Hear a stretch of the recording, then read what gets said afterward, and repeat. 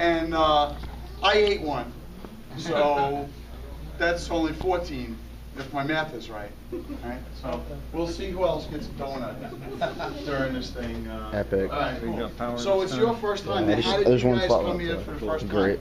time? We bought a Black Rose. Oh, cool game. Cool game. So we've been playing as a family. Very good. Who else first time to a pinball show? Yes, that lady.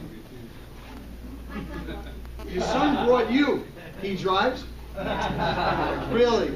No, he loves pinball. He's just 6 years old and got Really? got hooked up. What's his name? Aiden. You want a donut? Give the kid a donut. Great gimmick. You might not ever have one of these, so you can tell your grandchildren about them. You know? All right. Another one down. Your first time? Or you would just want a donut?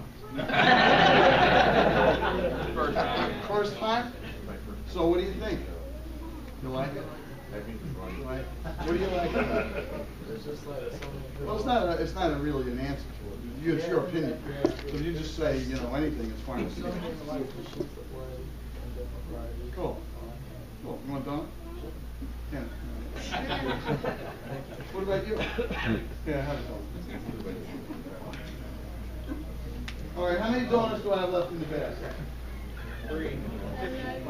12. 5. 11. Not enough for the room. No, there's more. I want a 5. 11. He goes to that. You feel lucky, punk? I'm not going to touch them, but... No, it's not 11, but we'll get to that later. Who else? We'll just ask a couple more. First time. Your first time? Yeah. First time to a pinball show? Yeah. Get out. Really? How old are you? 30. They're almost 35. That's very cool. Wow, 34 and a half. First time. Very cool. And how did you go? Steve Young actually really talked to you on the phone? Yeah. Really? He sent my first order, he sent me a postcard, and You know, getting him on the phone is an accomplishment by itself, so you definitely deserve a donut. You deserve a beer. Okay, he's not having one. So that means somebody else gets an extra. That's pretty good. Who else? First time? And what's your name, by the way? You know, when I took a picture with you earlier, your name was Hector then, too. What's new, buddy?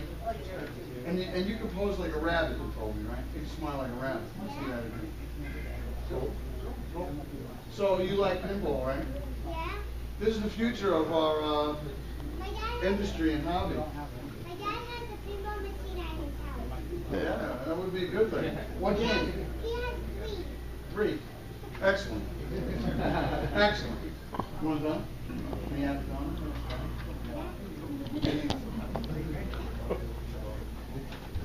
They say never work with animals and children, however. Without donuts. All right, fine. All right, buddy. That's the cutest thing in the world. Hey, we got. You know what? We gotta give Dad one too. He looks like he works out. The last thing on earth. You want one? The last thing on earth he would eat is one of these things. That's why Hostess is actually going out of business. Oh, well. It's not health food, you know. It's like fun food, you know. So all right, so everybody welcome. Thank you for inviting me. We really appreciate being here. I'm not here alone. Aside from all of you, I have Keith Johnson here today. His mic. And I have Joe Balsa here today. And I have Larry Apici, who works in our factory. He runs the production line here today. So there's no games getting built right now. And this microphone works halfway.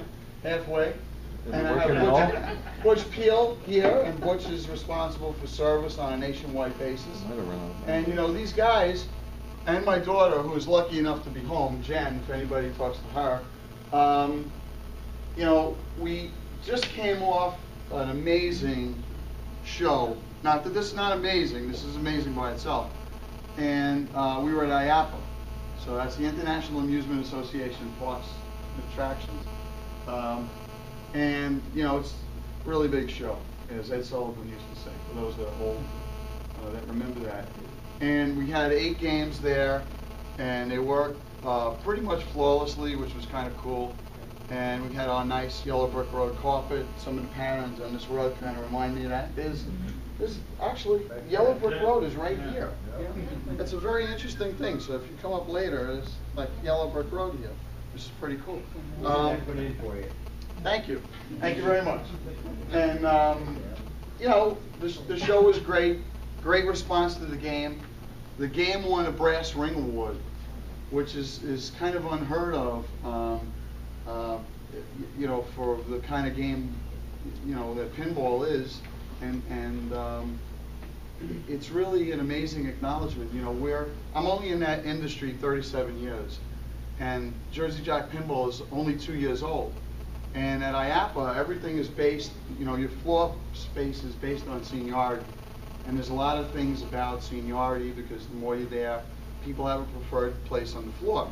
And there's Christine, Keith's wife, and their daughter, so they're coming in. So that's pretty cool. They got here.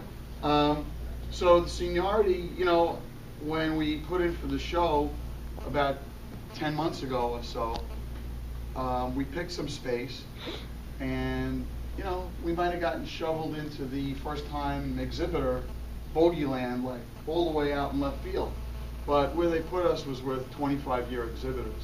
So the people at IAPA respected, you know, the company and the people in the company, what we did, and we really got the spot that we wanted. So it was pretty cool. We wanted to be more in a little bit area outside of what they call a coin-op pavilion. So it was pretty cool. We had a lot of traffic. The only way that show could have been better for us is if it went like another 2 days. And it was just amazing. Until, you know, usually these shows that I've been at without the game, by the 3rd day, 4th day certainly, you only see exhibitors coming around and there's nobody in the booth. How many people were at Apple? Okay, cool. So you know, you kind of understand what I'm saying as far as that goes. And up until they turned the lights out yesterday at 4 o'clock, we still had people in the booth, and the booth was crowded all the time, and it was really great. I managed somehow to keep something of my voice, even though I talked, you know, I didn't shut up for 5 minutes pretty much, and it was good. And I was really looking forward to this today, to bring a game here to a lot of people that didn't play a game yet. You know, I saw a little bit of a line out there. It was nice. And our guys are going to be driving back up to New Jersey. They'll probably leave here maybe about 5 o'clock or so. So the game will still be here another couple hours before we pack it up and take it back. So, you know, I just want to take it down briefly down the Yellow Brick Road where we are right now. And then Keith is going to come up and Joe's going to come up, and we're going to have a little question and answer kind of thing. We're going to give away some more donuts. Welcome, you guys. Thanks. That's good. You know, it's a hard room to find. You know, if you made your way here, you should be congratulated. So you know what? We got a donut for you. It took us 9 hours. You got coffee there? What do you got? Drink Diet Coke. Drink Jack and Coke. I don't want it. You want one? No, I got one. Sorry. What happened to you? You got white powder all over your pants. Well, your mom's gonna know what you were doing. You know, last year when I was at this show, we were in like a little paint closet.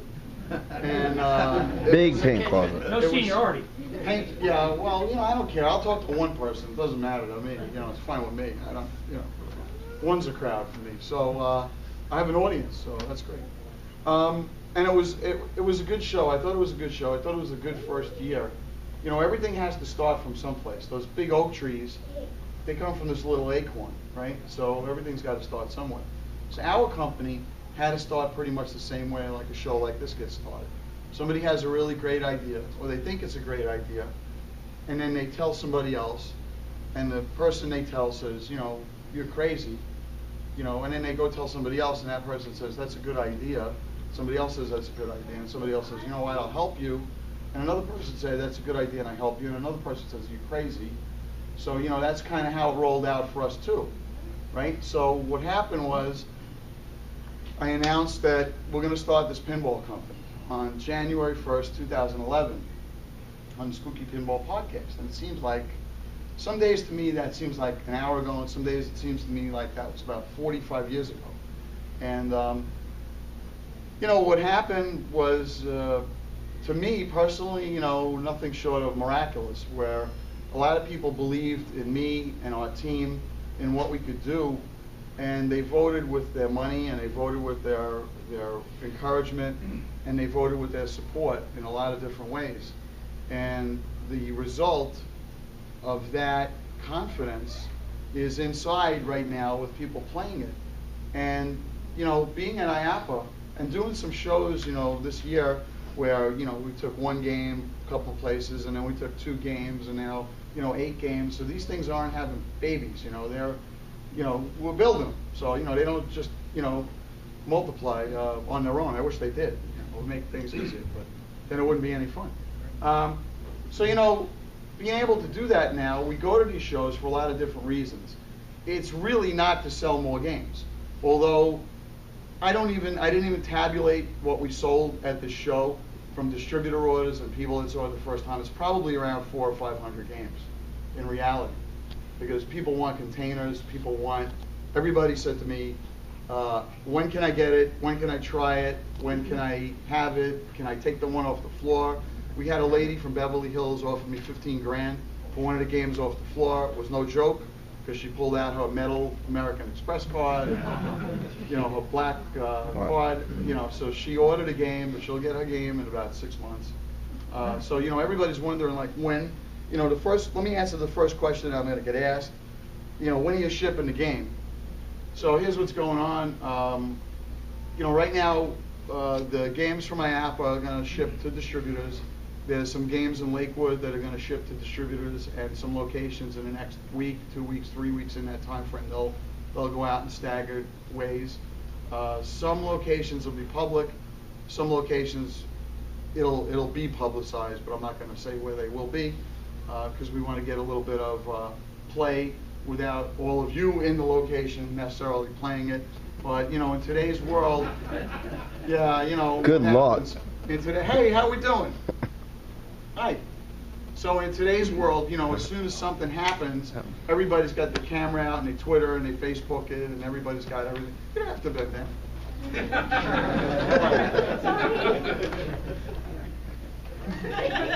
You done? Well, go ahead. Go ahead. You sure? That's how you stay so skinny.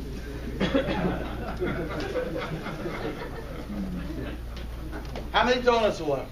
4. 5. 2. 1. 18. 7. Go fish. How many? 5. 8, 7. 42. 4. All right, we're going to get it right when the bag's empty. Pinball people are good at counting balls. They're not good at counting donuts when you can't see them.